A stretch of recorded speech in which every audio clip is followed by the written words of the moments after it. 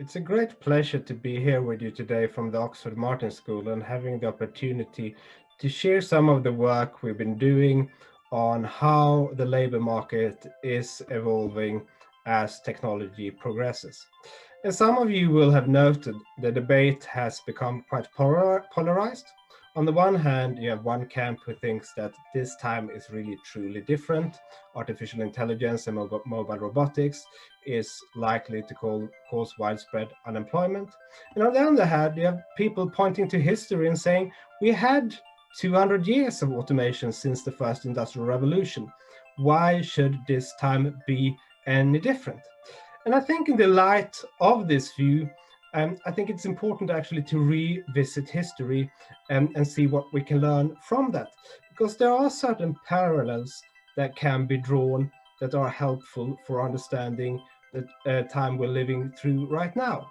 And if we look and take a very long view of technological change and progress, what we do see is that automation is a good thing, and there's no doubt about it. For millennia, economic growth was stagnant, living standards didn't really improve.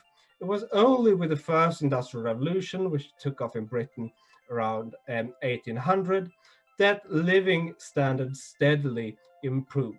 Machines allowed us to produce more with fewer people, and that in turn allowed us to shift into more comfortable and pleasant jobs.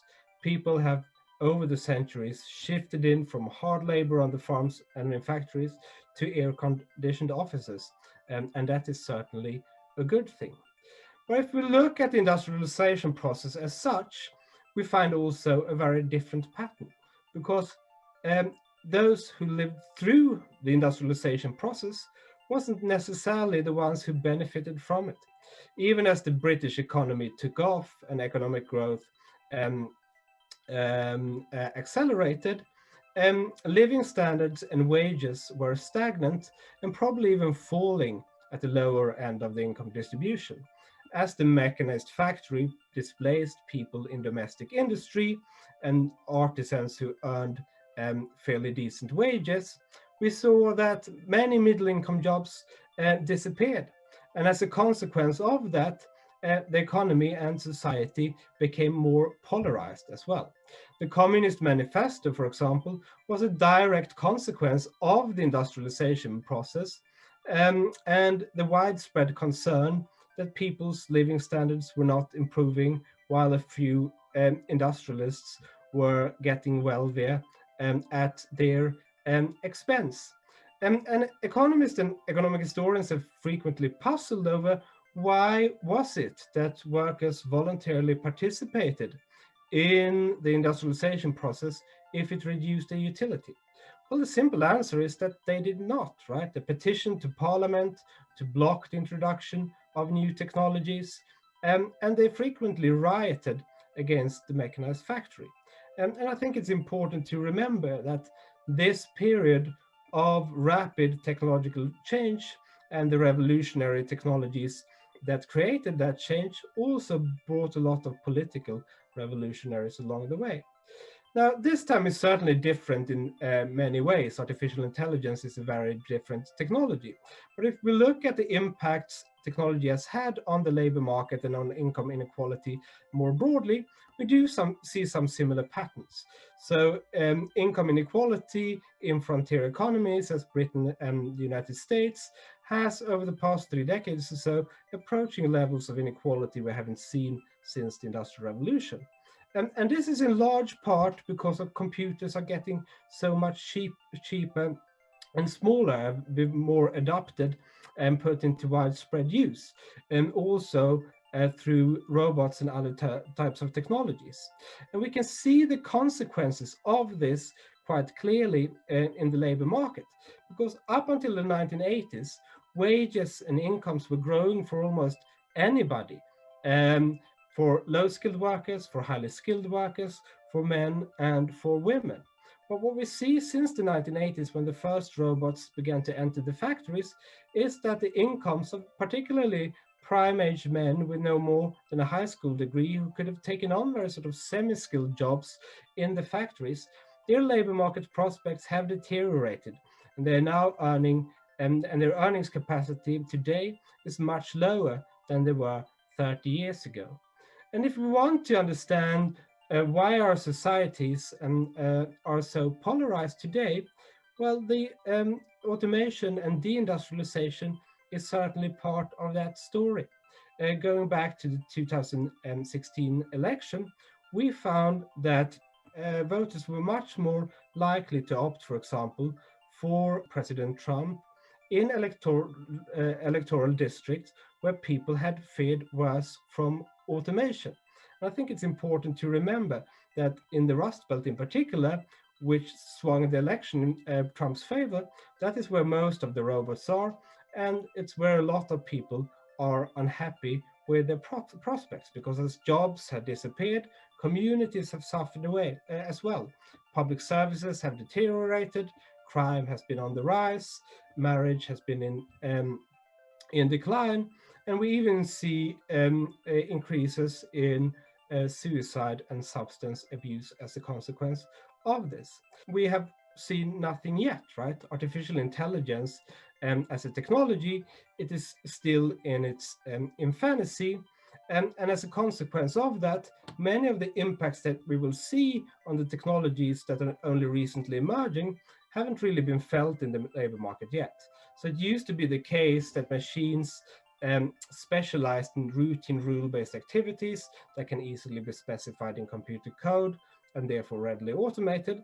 But what we're seeing with artificial intelligence and machine learning is that the potential scope of automation has expanded quite rapidly. So things like driving a car, doing translation work, medical diagnostics, all of these things were far outside of the domains of computers only a few years ago, but they're becoming increasingly automatable as we collect more data on these working patterns, which allows algorithms to gradually improve upon us. That said, there are certain domains in which human workers still do hold a comparative advantage, even as artificial intelligence is becoming more pervasive. And those tasks relate to creativity, complex social interactions, and perception and manipulation tasks. So just to give you one example to illustrate where machines are when it comes to complex social interactions, I think it's helpful to consider Turing test competitions, where chatbots try to convince human judges of them being a person. And some people in the field argued a couple of years ago that there was a big breakthrough because one chatbot had managed to convince 30% of human judges of it being a person. But it did so by pretending to be a 13-year-old Russian orphan boy speaking English as his second language. And if you think about the variety of much more complex interactions that we do in person in our daily lives, where we try to motivate our colleagues, or we try to negotiate something, try to convince people that we're right, and so on, all of these tasks are very far off from being automatable. And if we look at the labor market, there's a lot of jobs that consist in complex social interactions. So a lot of jobs in professional services, in management, in social sciences, in legal profession, in healthcare, consist very much of these type of complex social interactions. But there are also jobs, a lot of jobs that don't quite entail that. So if we look at retail, transportation, logistics, production jobs, all of these jobs are becoming increasingly exposed to automation. And when we published a research paper a couple of years ago, where we tried to assess how exposed different jobs are to automation, what we find is some very surprising things. So for example, we find that fashion models are exposed to automation. And we thought actually that that was a strange finding. But since then, technology has showed us that it's actually feasible to automate away the jobs of fashion models as well. Because the models you see on this slide here, they don't exist. They've been created by what's called generative adversarial networks through thousands of pictures. They have their own Instagram accounts, and they are already being used in production. Now, The question is, what does this mean for the future of the labor market? Well, there is a growing concern that the polarization that I described earlier is going to continue as a result of this. And I think in this light, it is important to keep in mind that we can't look at economic trends and trends in the labor market in isolation from political events and from attitudes towards technological change more broadly. As I mentioned earlier, as the first industrial revolution took off, a lot of people rioted against the mechanized factory. And we may not see riots around this time around. I think that's unlikely.